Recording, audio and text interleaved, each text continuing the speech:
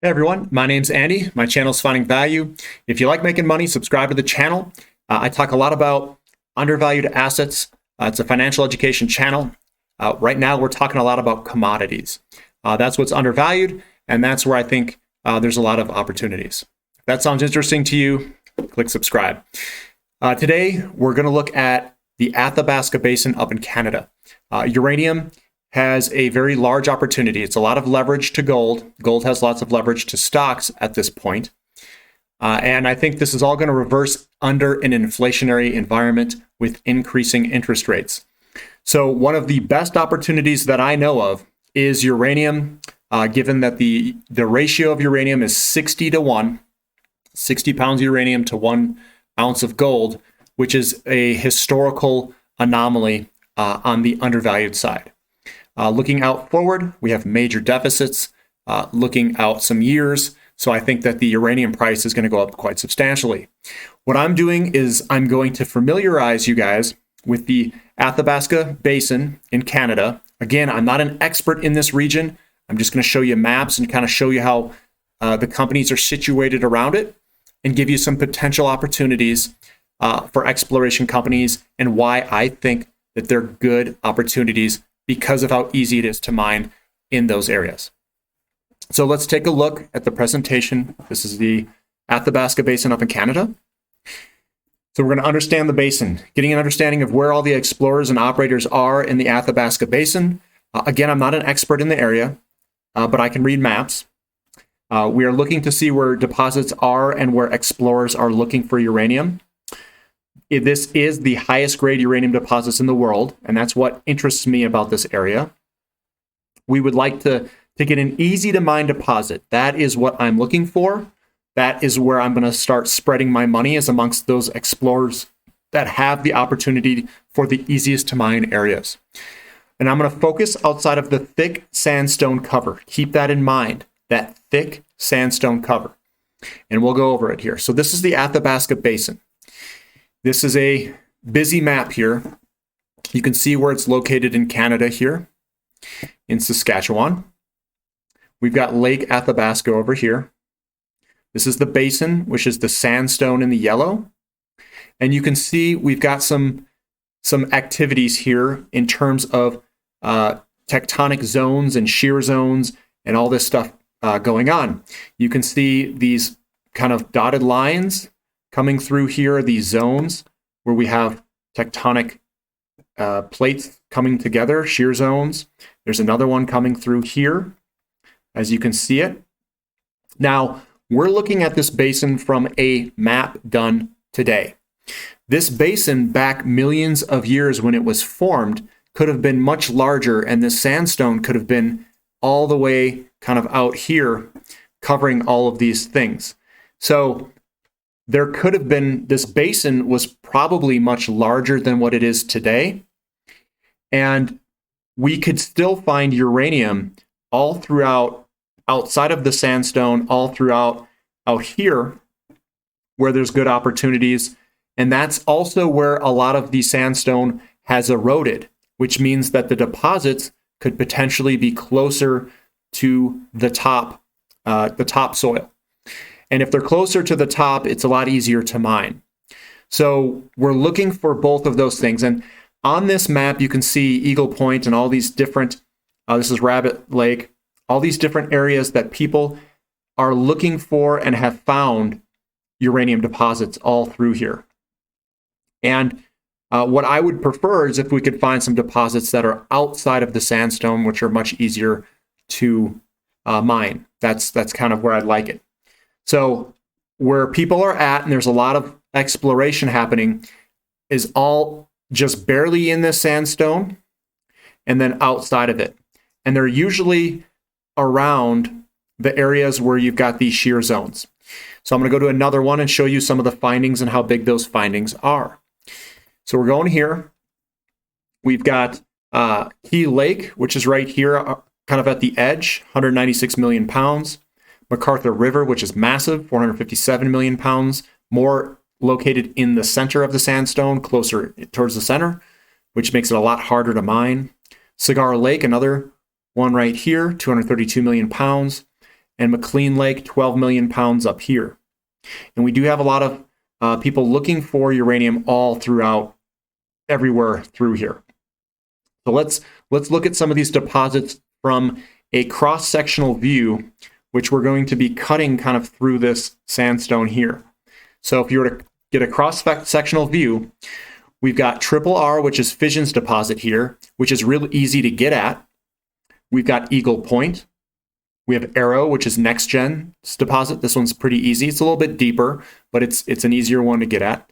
We have Sioux A, Sioux B, Sioux C. These are pretty close to not much sandstone above it. JEB, McLean North and South, Tamarack, Midwest here. We've got Rough Rider here. This is a pretty big deposit. And this is the Hurricane. This is ISO Energy that's looking for Hurricane here. It's quite a bit below the sandstone here.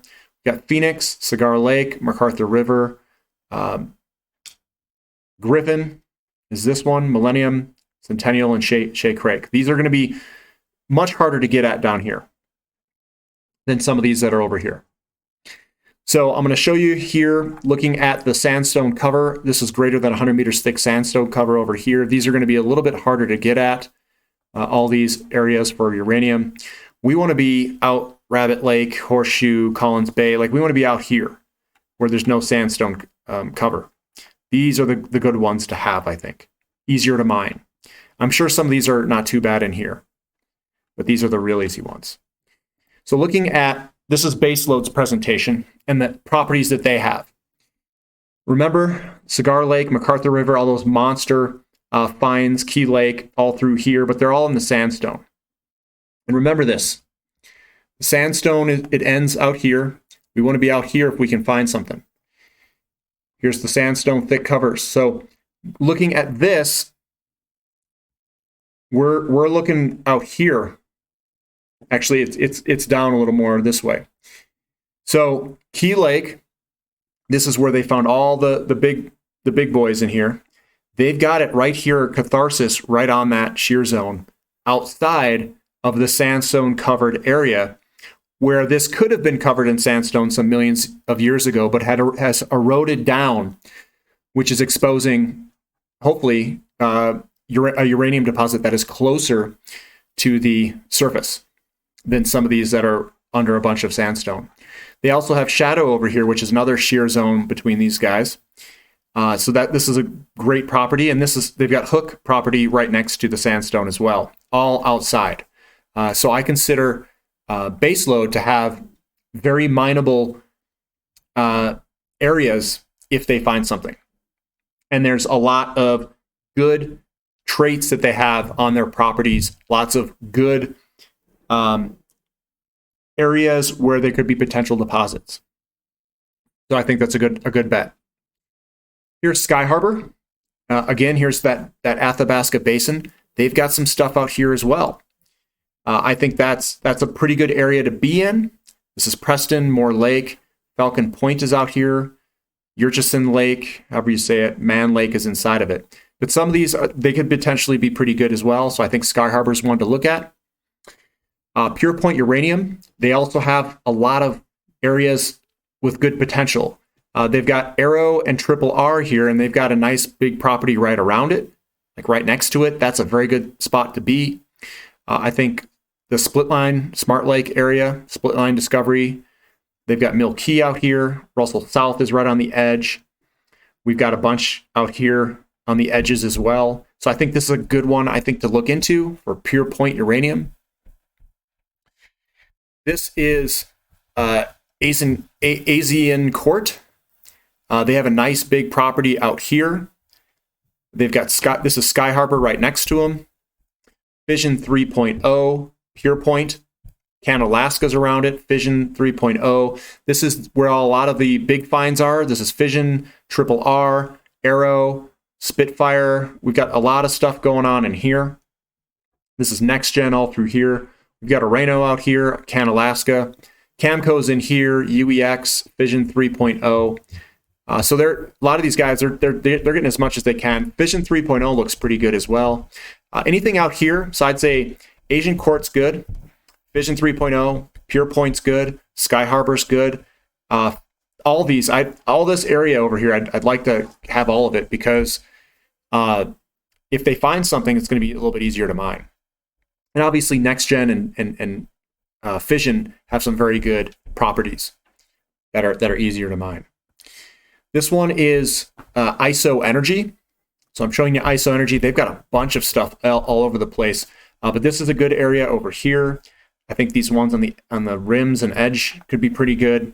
So they've got a lot of good areas as well. So ISO Energy, they've already found something, which is in the hurricane zone here, and they've got some out over here. So they've got a lot of good properties that they could potentially find something at as well. And I think they've already found something. Now this one is Fission 3.0. You can see what they have, a bunch of different areas around Triple R for Fission 3.0. They got one right next to it. They have some out here. They've got some out here. I mean, they have a lot of areas all over the place, which are in very good locations. So Fission 3.0 looks pretty good, I think. This one is Standard Uranium. You can see Standard Uranium's got some nice areas as well, and some pretty key areas for easy mineability. They're also right next to a bunch of areas where they had potential finds and deposits, where they have deposits and they could potentially find more deposits. So that one looks pretty good in my opinion too, is Standard Uranium. This is also another one showing the area of Standard Uranium's, some of their land holdings that they have next to Triple R and Arrow. So that's good. So those are the ones that I like. It looks like you got a little bit more familiar with where things are at and what I prefer in uranium exploration companies in this area. I'm going after the ones, I'm literally buying all of these, putting a little bit of money in each and letting it ride, because if they find something, I think it could be pretty easy.